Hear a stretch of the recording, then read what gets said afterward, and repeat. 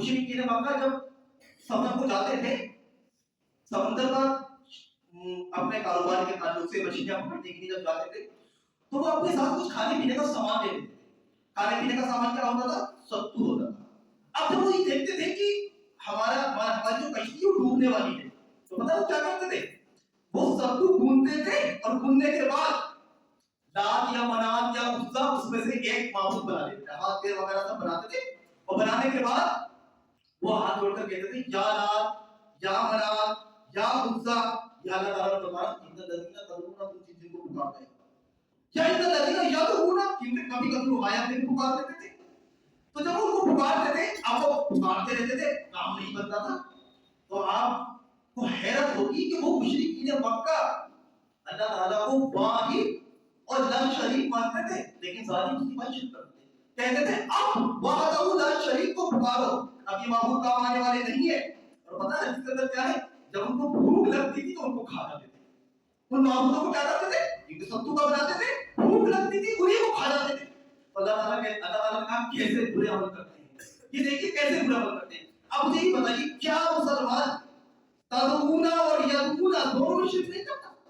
حاضر میں جا کر حاضری لگاتا ہے کہتا ہے یا گور اگر وہ بغداد پہنچ جائے ہماری مدد کریے ہم اتنی دور سے آئے ہیں اور اتنی دور سے آئے ہیں اگر جھولی نہ بھری تو لوگ کیا کہیں گے. یہ ویڈیوز پڑھیے آپ دیکھیں اگر اتنی دور سے آئے ہیں اور یدعونا میں یہیں بیٹھے بیٹھے آپ پکار سکتے ہیں. پکارو یا دوست کر مدد یا علی کر مدد یا بغداد والے یا خواجہ صاحب کر مدد.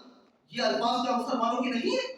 آج مسلمانوں کی یہ الفاظ ہیں اور جب ان سے کہا جاتا ہے یہ تم شرک کر رہے ہو تو کیا کہتے ہیں؟ پھر اپنی ماں کو کیوں پکارتا ہے؟ اپنی بیوی کو کیوں پکارتا ہے؟ اچھا مجھے یہ بتائیے جب ہماری بیوی گھر کے اندر موجود ہوتی ہے آپ اس وقت پکارتے ہو یا جب وہ مائکے چلی جاتی تب پکارتے ہو؟ ارے بھائی گھر میں موجود ہوتی تبھی تو پکارتے ہو. اگر وہ سوتی نہیں ہوتی آپ جانتے کہ زندہ ہے حیات ہے اس کے بعد اسے ہلاتے ہو اٹھ جا تو ابھی قدرت نہیں رکھتی. جب وہ اٹھ جائے گی بیدار ہو جاتی تب کہیں جا کے ناشتہ بناتی ہے. لیکن عجیب معاملہ ہے جن کو پکار رہے ہو وہ بغداد میں اور مدد کیا کرتے ہیں. بغداد کے اندر بیٹھے مدد کرنے یہاں گئے. قرآن مجید سورہ حج کی آیت نمبر 172 پڑھی اس میں اللہ تعالیٰ نے تمام لوگوں سے مخاطب ہو کر ایک بات کہی. اللہ تعالیٰ نے فرمایا تم جن کو اللہ کے سوا پکارتے ہو لن یخلقوا ذبابا ایک مکھی بھی نہیں بنائی ہے انہوں نے ایک مکھی. اچھا سوال یہ اللہ نے مکھی کیوں کہا؟ بھائی اللہ چیٹی کا ذکر کر سکتا تھا. جب ابراہیم علیہ السلام کے زمانے میں وہ معبودوں اور مورتیوں کو پوجا جاتا تھا تو ان کے کھانے کے آگے چوہے ہوتے تھے. چوہے بڑا اعتراض کرتے تھے ابراہیم علیہ چوہے ان کا کھانا کھا جاتے. ارے تم ان کو تمہارے معبود چوہوں کو نہیں پکڑتے چوہوں کو نہیں روکتے یہ چوہے کھانا کھا جاتے. کبھی میرا کیا اندر جو کتاب اس کے اندر پڑھے پورا واقعہ ہے. لیکن یہاں اللہ نے مکھی کا ذکر کیوں فرمایا؟ اللہ چونٹی کا ذکر کر سکتا تھا. ہم نے آپ نے دیکھا وہ سب سے زیادہ چڑیاں کھا جاتی ہیں میٹھا. لیکن اللہ نے پتہ مکھی کا ذکر کیوں کیا؟ مکھی کا ذکر کیا جو مکھی نا قدرت رکھتی اڑنے کی وہ اڑ جاتی ہے. اللہ تعالیٰ نے فرمایا یہ تمہارے معبود اتنے کمزور ہیں یہ اڑ بھی نہیں سکتے. اگر یہ اڑ کر لے گئی کچھ میٹھا میٹھا تو ان کو ہم نے اتنی طاقت کرتی ہے جن کو تم پکار رہے ہو یہ بس زمین پر دوڑ سکتے ہیں. تو اس لیے اللہ نے چونٹی کا ذکر نہیں کرا. اگر چونٹی کا ذکر کرتا تو وہ چیلنج کو کیا کرتے مشرکین مکہ قبول کر لیتے. اچھا اللہ کہہ رہا ہے کہ ان چونٹیوں سے میٹھا چھینتے تھا تو ان کے ساتھ چھین کر جواب دیتے. اللہ پاک نے کہا ٹھیک ہے تو مکھی سے میٹھا چھپا دیتا اور ایک نہیں دو نہیں وہاں پر جمع کر دے گا تمام کے تمام معبود جمع ہو جاؤ اور سب مل کر اس مکھی سے میٹھا چھپا دو. پھر اللہ نے فرمایا تم جن کو پکار رہے ہو وہ بھی کمزور اور جن کو جو پکار رہا ہے وہ بھی کمزور اور جن کو پکارا جا رہا ہے وہ بھی کمزور. ما اللہ تم نے اللہ کی قدر نہیں جانی جیسے جاننے کا حق تھا. تم نے اللہ کی قدر نہیں جانی. ارے اللہ ایسا ہے سننے والا. صحیح بخاری کے اندر ایک حدیث سنا کر اپنی بات ختم کرتا ہوں. ایسا سننے والا ہے ایسا بصیر ہے ایسا سمیع ہے اور ان اللہ علی کل شیء قدیر ہے. رسول اکرم صلی اللہ علیہ وسلم فرماتے ہیں رب کی شان دیکھو ذرا. رب کی شان رب کائنات کہاں پر ہے؟ عرش پر.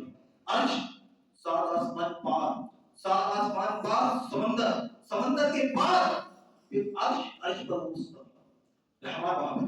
یہ قرآن کے اندر الرحمن علی العرش استوى رحمان عرش پر ہے اور اس کی تشریح کے اندر یہ حدیث آئی ہے.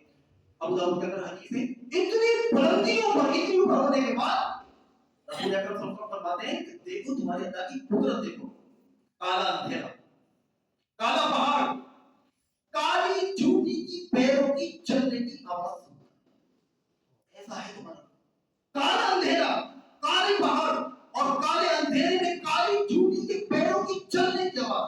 बताओ कौन सी ऐसी टेक्नोलॉजी है, कौन सा ऐसा कैमरा जो उसकी आवाज को रिकॉर्ड कर ले? कोई ऐसा कैमरा ना अभी है ना इन फ्यूचर बनने वाला है। बन जाएगा इतना भारी कैमरा जो उसकी चलने की आवाज सुन ले? ऐसा है तुम्हारा नाम। अल्लाह ताला सूरह मुल्क का बात इंदा को अल्लाह को बिजाती सुदूर, अरे तुम्हारे दिलों में खटकने वाली बात हम जानते हैं। तुम कहां पुकार रहे हो, किन को पुकार रहे हो, किनको तुम अपना माबूद करार दे दिया? अरे तुम्हारे दिलों में खटकने वाली बात तुम्हारा रब जानता है। ना हम अकरब इलैहि मिन हब्लिल वरीद, हम तुम्हारी जान वाली रब से ज्यादा करीब हैं। और किन ना करीब हो जिनके हमने तुम्हें पैदा किया है। मेरे भाइयों, किताबुल्लाह से जुड़ जाओ, सुन्नत से जुड़ जाओ, रसूल अकरम सल्लल्लाहु अलैहि वसल्लम की सीरत से जुड़ जाओ। आप रसूलुल्लाह की पूरी सीरत पढ़ डालें, कहीं पर भी एक रिवायत सही लाकर दिखा दें कि रसूलुल्लाह पर अगर कोई मजबूरी आई हो तो रसूलुल्लाह सल्लल्लाहु अलैहि वसल्लम लात को पुकारने चले गए, मनात को पुकारने चले गए, ईसा इब्न मरियम को पुकारने चले गए, इब्राहिम अलैहिस्सलाम को पुकारने चले गए।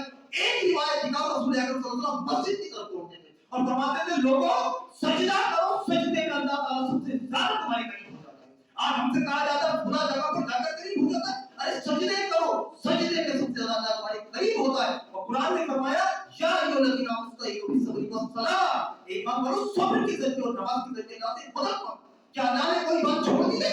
कोई बात नहीं छोड़ी। इस उम्मत की सारी हिदायत की बातें ऐसी रोशन है दिन की तरह। इस उम्मत की हिदायत की बातें ऐसी रोशन है, रसूल अकरम सल्लल्लाहु अलैहि वसल्लम ने फरमाया रातें भी दिन की तरह रोशन है। ऐसा रसूलुल्लाह सल्लल्लाहु अलैहि वसल्लम वाजिब किसी एक बात बता कर गए हैं, लेकिन उसके बावजूद ये उम्मत कहां जा रही है, किसको पुकार रही है, कहां कहां अपने सरों को टेक रही है, किन किन को माबूद बनाई हुई है, किन किन को किन किन से मांग रही है। उनसे कहा जाए तो कहते हैं औलिया अल्लाह के दुश्मन है, ये इनके दुश्मन है। अरे भाई कौन दुश्मन नहीं है? उन्होंने नमाज पढ़ी थी, नमाज पढ़वा रहे हैं, उन्होंने रोजे रखे थे, रोजे रखवा रहे हैं, वो पुराने हाफिज थे, वो आलिम थे, आलिम बना रहे हैं, पुराने हाफिज बना रहे हैं। कहां है दुश्मन? उनके नक्शे कदम पर है। लड़ाई इतनी पूजने की, पूजो मत, उनकी सीरत पर चलो, उनके रास्ते पर चलो, इंशाअल्लाह जैसे वो कामयाब हुए थे ऐसे आप कामयाब हो जाओगे।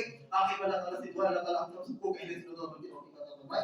आमीन। वाह दावा अल्हम्दुलिल्लाहि रब्बिल आलमीन।